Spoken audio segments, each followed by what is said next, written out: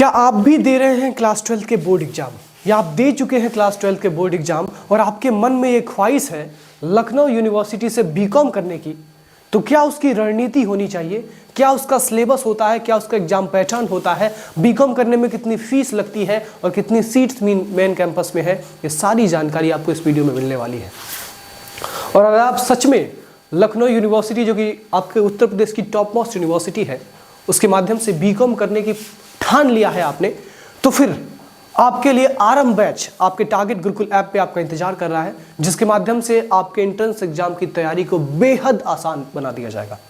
और जो target Gurukul app का लिंक है वो हमारे डिस्क्रिप्शन बॉक्स में भी दिया गया है, जहां से आप डाउनलोड कर सकते हैं। चलिए, तो अगर हम बात करें Lucknow university BCom entrance exam की तैयारी की, तो सबसे पहले हमको समझना पड़ेगा कि एग्जाम का पैटर्न क्या होता है, क्या पढ़ना है, कैसे पढ़ना है, फीस कितनी होती है, सिलेबस क्या होता है। तो सबसे पहले आपका जो बेसिक क्वेश्चन होता है हमेशा से किसी भी एंट्रेंस एग्जाम को लेकर, चाहे वो लखनऊ यूनिवर्सिटी का हो, चाहे वो गोरखपुर यूनिवर्सिटी का हो, चाहे वो सेंट्रल यूनिवर्सिटी का हो, तो आप ये जानना चाहते हैं कि सर पेपर पैटर्न क्या होता है। आप ये भी जानना चाहते हैं कि सर कौन एलिजिबल होता है बीकॉम करने के लिए, बीकॉम एंट्रेंस एग्जाम का कंप्लीट सिलेबस क्या होता है, उसमें फीस कितनी होती है और उसमें सीट्स कितनी होती हैं, और सबसे इंपॉर्टेंट चीज, जब हमारा एक बार एंट्रेंस क्लियर हो जाता है तो कौन कौन से डॉक्यूमेंट्स हमको सबमिट करने पड़ते हैं, तब जाके हमारा दाखिला यूनिवर्सिटी के मेन कैंपस में हो जाता है। चलिए, तो इन सब चीजों पे बात करेंगे।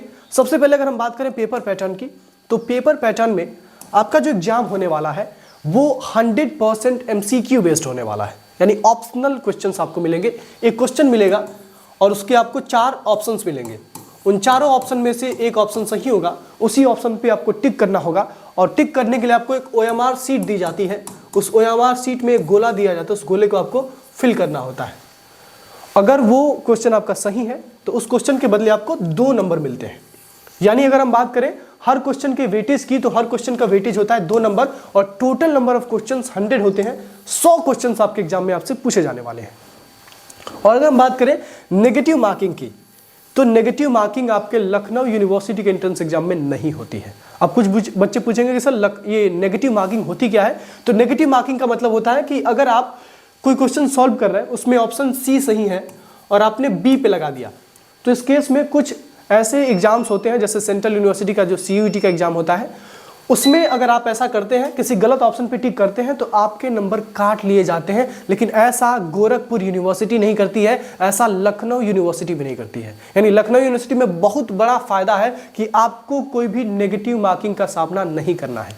जितने क्वेश्चंस आपको अटेम्प्ट करने हैं, आप सारे क्वेश्चंस अटेम्प्ट कर सकते हैं, भले वो आ रहा हो या ना आ रहा हो, लेकिन आपको कोशिश ये करनी है कि आपको सारे क्वेश्चंस आए, और सारे क्वेश्चंस आएंगे कैसे, उसके लिए आपको अच्छे से पढ़ाई करनी पड़ेगी। चलिए आगे बात करते हैं। पेपर पैटर्न तो हो गया, अब कंप्लीट सिलेबस। एंट्रेंस में कहां से क्वेश्चंस आते हैं, किस किस सब्जेक्ट से क्वेश्चन आते हैं। तो सबसे पहले एंट्रेंस में जो क्वेश्चन आता है वो मेंटल एबिलिटी से आता है, यानी लॉजिकल रीजनिंग से आता है।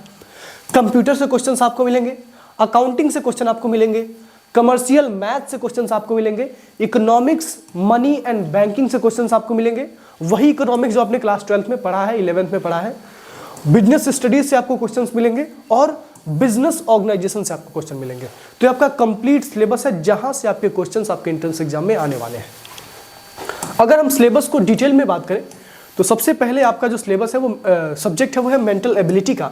मेंटल एबिलिटी में जिन टॉपिक से क्वेश्चंस आते हैं वो टॉपिक्स यहाँ पे दिए हैं, जैसे एनालॉजी से क्वेश्चन आता है, सीरीज से क्वेश्चन आता है, सिटिंग अरेंजमेंट से क्वेश्चन आता है, सिलोजिज्म से क्वेश्चन आता है, ब्लड रिलेशन से क्वेश्चन आता है, logical sequence and matching concept से क्वेश्चन आता है, और डायरेक्शन टेस्ट से क्वेश्चन आता है। तो ये सारे रीजनिंग के टॉपिक्स हैं जहां से आपके एंट्रेंस एग्जाम में क्वेश्चंस बनते हैं।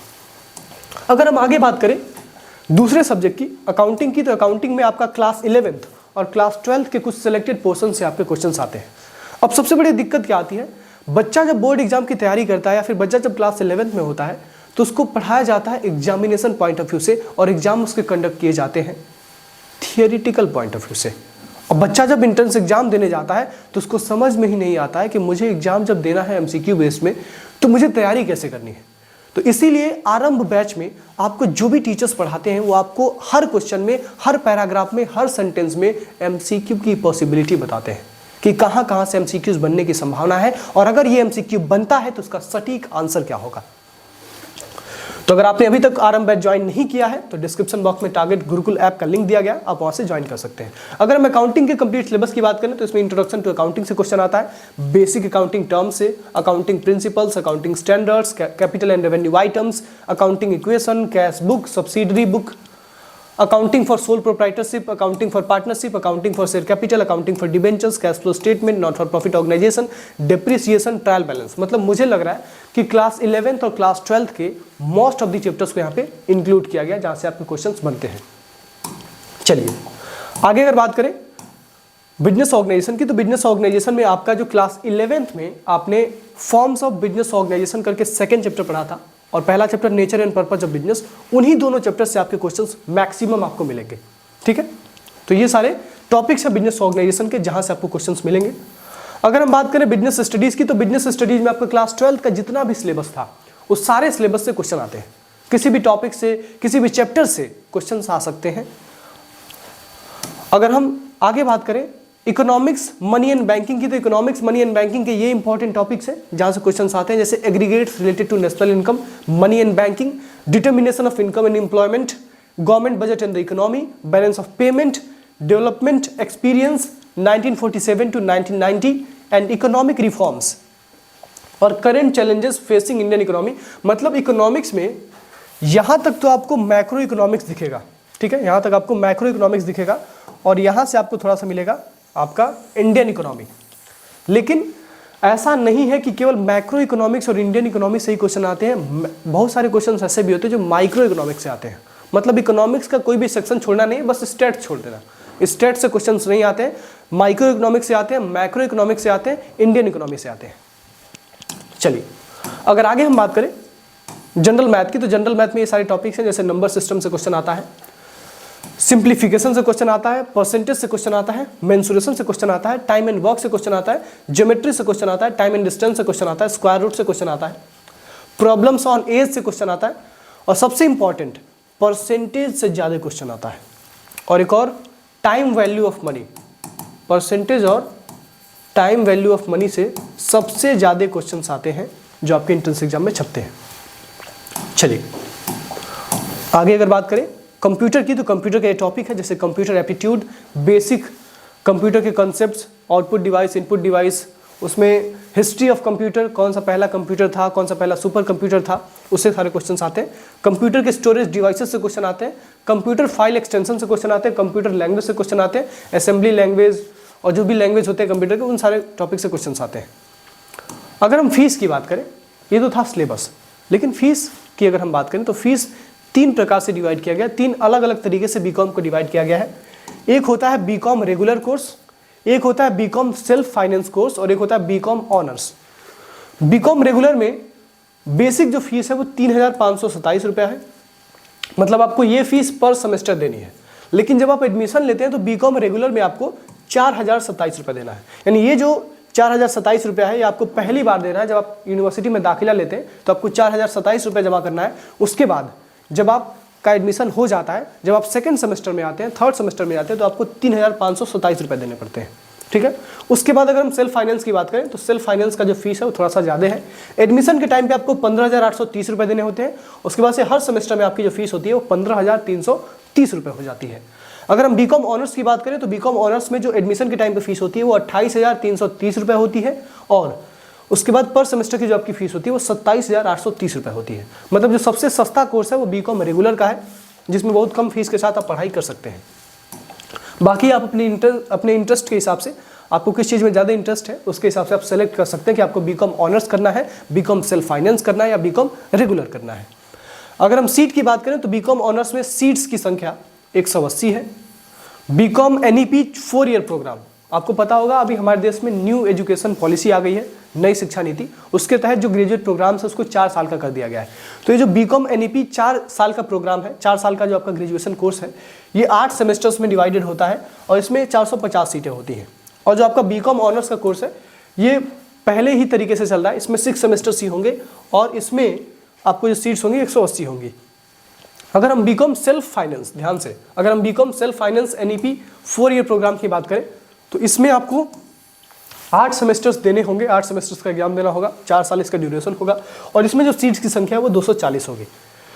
ठीक है, आई थिंक ये क्लियर होगा। अगर आगे हम बात करें डॉक्यूमेंट की, कौन कौन से डॉक्यूमेंट्स आपको सबमिट करने होते हैं जब आप एंट्रेंस एग्जाम दे के यूनिवर्सिटी का एक स्टेप क्लियर कर लेते हैं। आप यूनिवर्सिटी में सीधे एडमिशन के लिए जब जाते हैं तो आपको कौन कौन से डॉक्यूमेंट्स लेके जाने होते हैं। तो डॉक्यूमेंट्स के लिए आपको क्लास 10th 12th की मार्कशीट, ट्रांसफर सर्टिफिकेट यानी टीसी आपको सबमिट करना होता है, 2 पासपोर्ट साइज फोटो, 2 या 4, 2 से 4 के बीच में पासपोर्ट साइज फोटो आपसे मांगा जाता है। आपका कास्ट सर्टिफिकेट, अगर आपने गैप लिया है, मतलब आपने 12th इस साल पास किया है लेकिन आप 2 साल बाद एंट्रेंस एग्जाम दे रहे हैं, तो गैप का सर्टिफिकेट भी आपको देना पड़ेगा।